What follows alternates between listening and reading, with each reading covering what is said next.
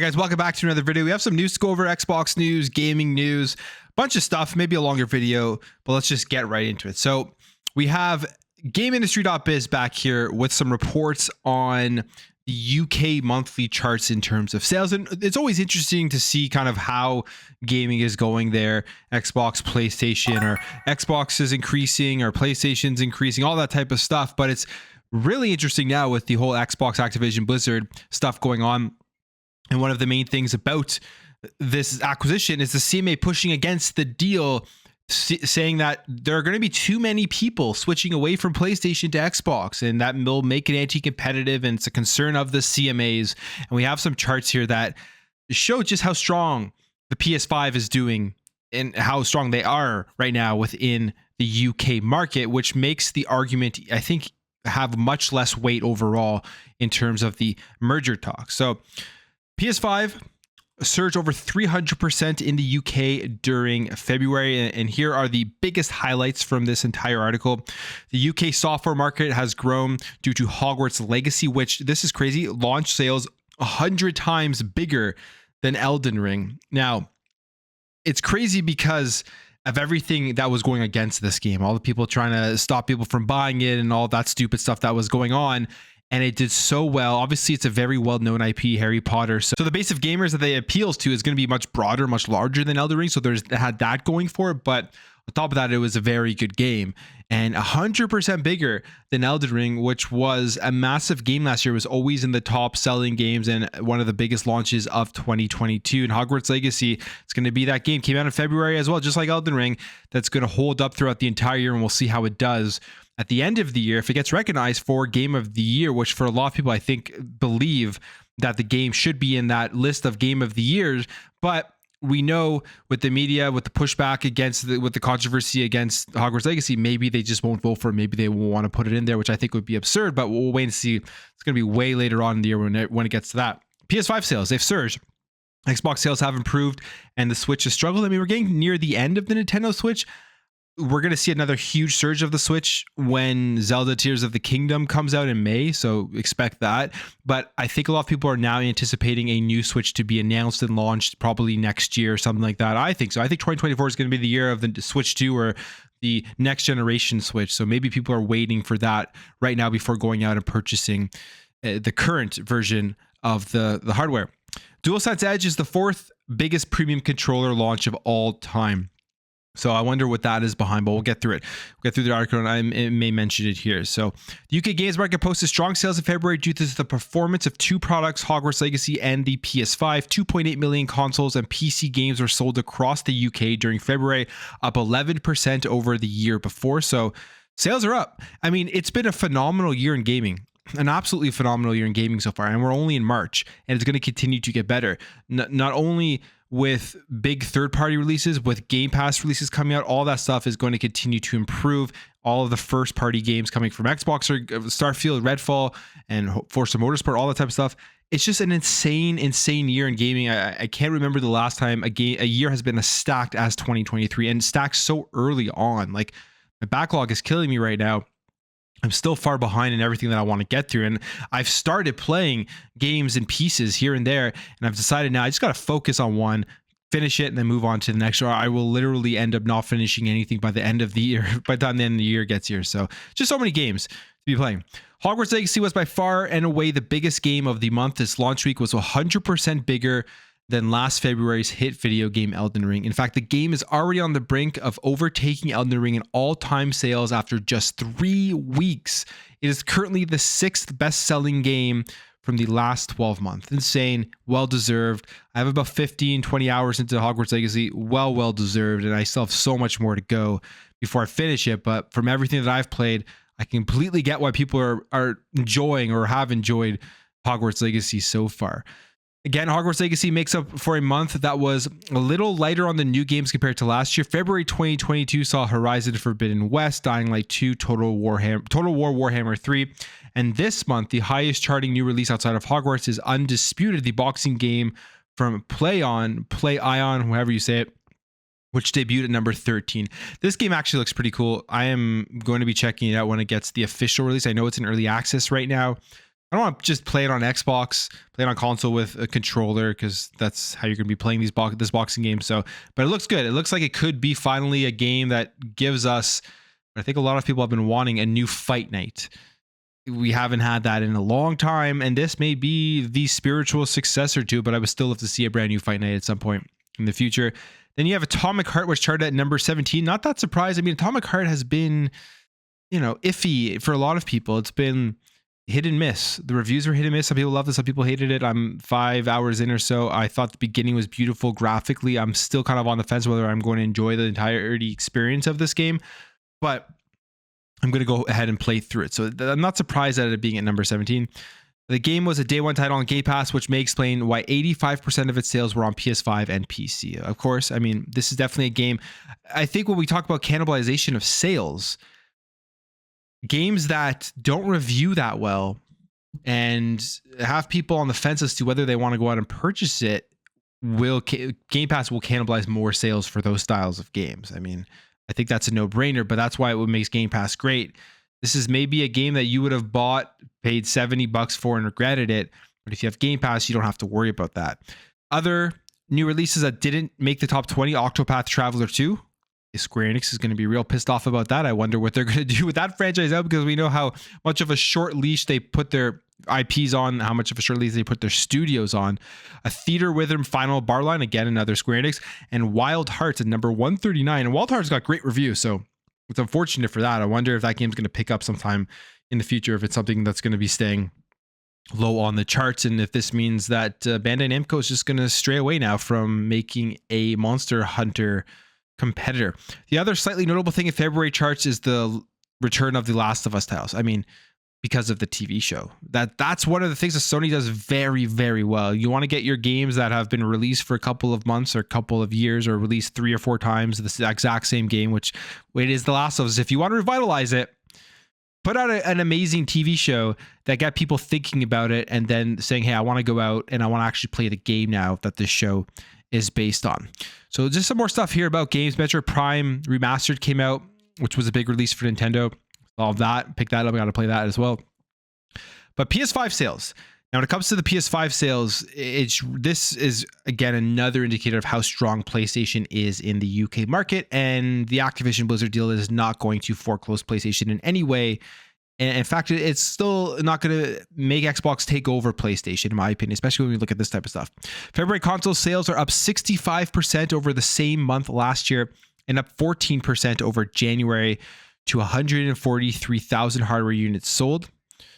And PS5 sales are up 316% over the same period the year before, and up 27% over January year to date. PS5 hardware is up 180% over the first 2 months of 2022. Now, there's a couple of things here. Obviously, PS5 is a popular console, but stock is back with the PS5. I've said this multiple times.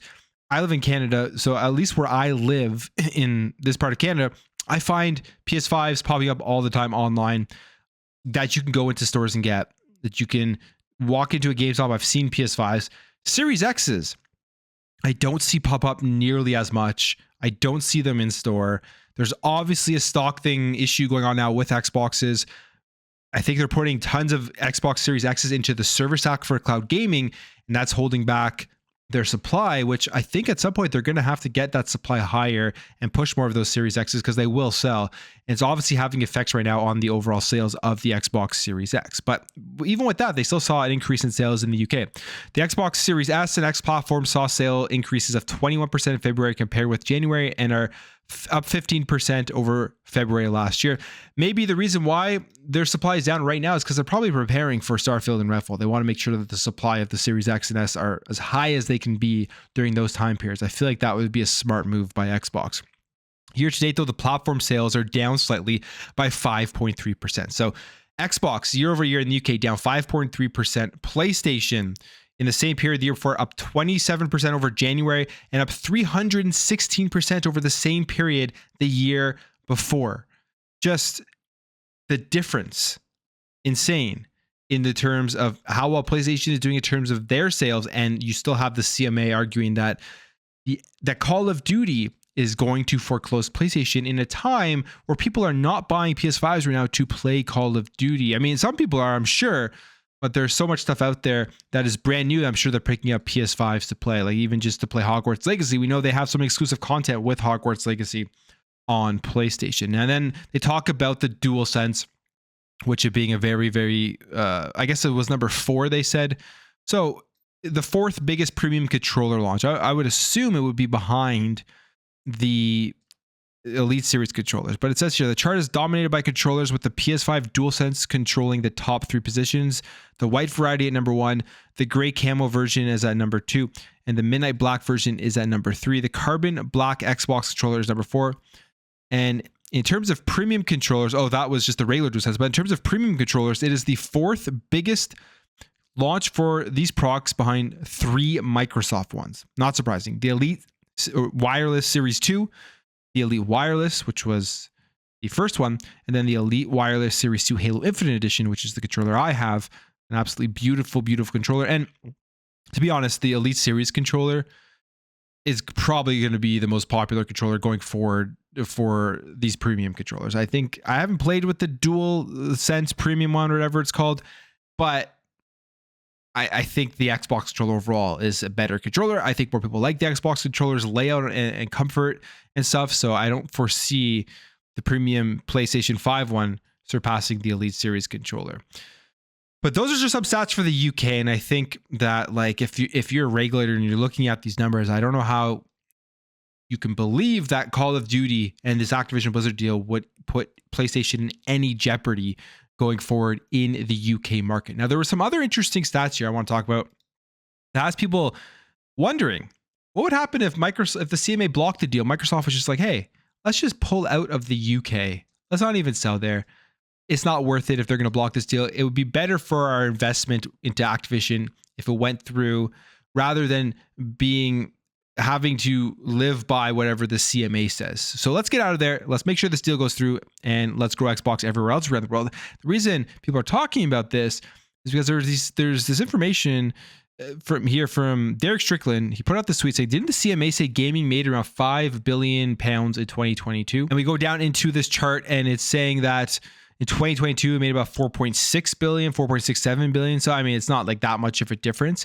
But the more interesting thing here is this chart here from Newzoo, where it is talking about the global gaming market and how much money is being made. I believe this is in US dollars. So it's Derek Strickland's tweets. If this and Newzoo's global games market 2022 report are accurate, that's the key thing. If they're accurate, then the UK apparently made less than 3% of worldwide video game revenues last year. A small percentage compared to everything else. I mean, you look at where gaming is taking place. You have the Asian Pacific market, which is just by far the biggest.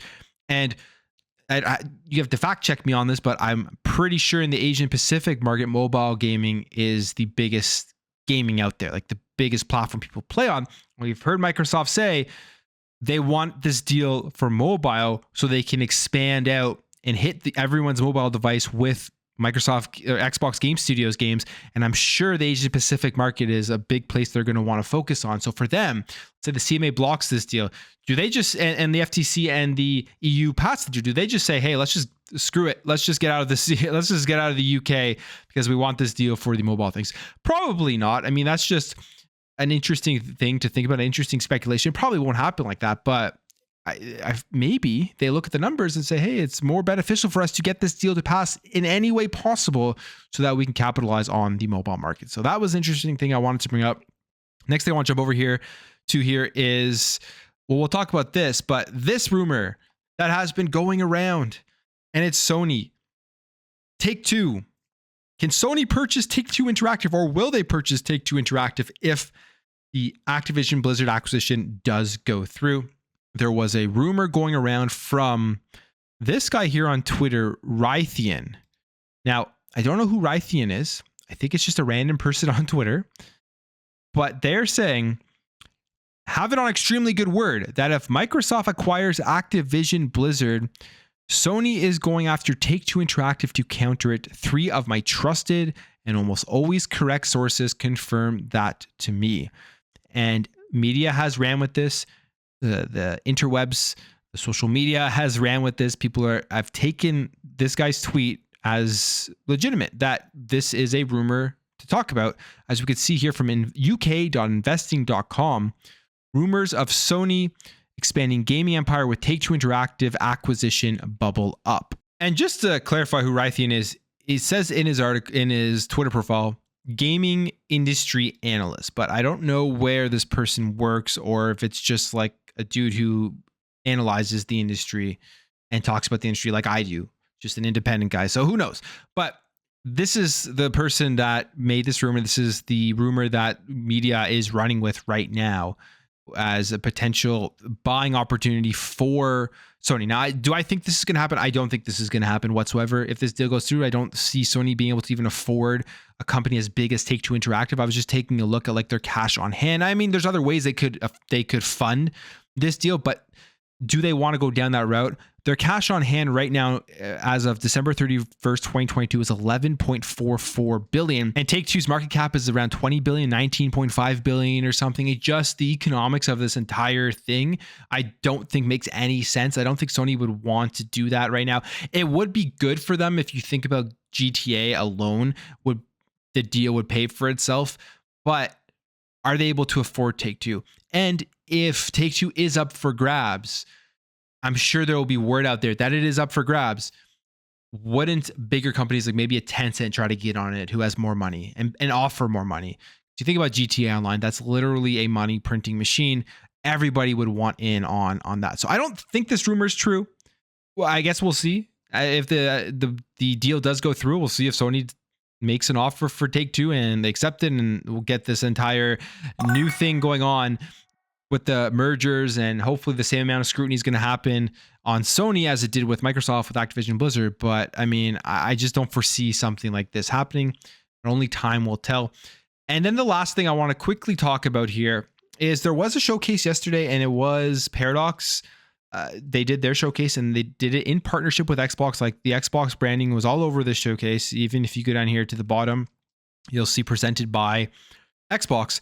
And they announced a bunch of games. If you like Paradox, I highly recommend going to check it out. They make a lot of great strategy games and RPGs and stuff. So go check it out. I'm not going to go over every game that was shown off, but they did announce Xbox Game Pass games. So this one here, the Lamplighters League, which is a turn-based tactical RPG, kind of like Gears Tactics. Looks actually pretty cool. This is one that I watched the gameplay of it. I'm like, okay, this is probably a game that I would be interested in, and I will probably check out, especially now that we know that it is coming to Xbox Game Pass. So pretty cool here. We don't know when it's coming to Game Pass, but it is launching day one, as you can see. So that was one of them.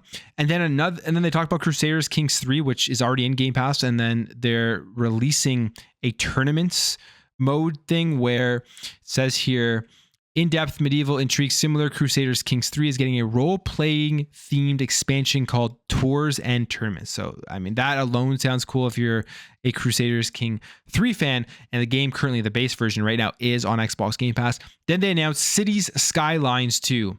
Now, I know Cities Skylines, the first one, is a pretty popular game. I've never played it, but if you're into the Cities game, the next one is coming day one to Xbox Game Pass, which I think will be very exciting for a lot of people. Again, probably one that I will dabble in, see what it's all about, because I've never played the first one. But there was this Paradox show. Make sure to go check out all the games if you like that studio. And they're seemingly in partnership now with Xbox. So I feel like going forward, we should be expecting more stuff coming to Xbox Game Pass with Paradox, with that relationship. And I think it's a perfect relationship with Xbox. Whether there's so many RPGs on Xbox, but these styles of games, gamers on Xbox do enjoy playing. I mean, that's something that we have seen with Crusader Kings 3, with Cities. I think the first one was on there as well. And then this turn-based game, which again reminds me of Gears Tactics. If you haven't played Gears Tactics, go check that out. But I'm going to leave the video there, guys. If you enjoyed this video, hit that thumbs up. Let me know what you think about all this information, the sales, Sony buying Take-Two, the Paradox showcase, all that type of stuff. If you're new here, hit that subscribe button, and I'll catch you guys in the next video.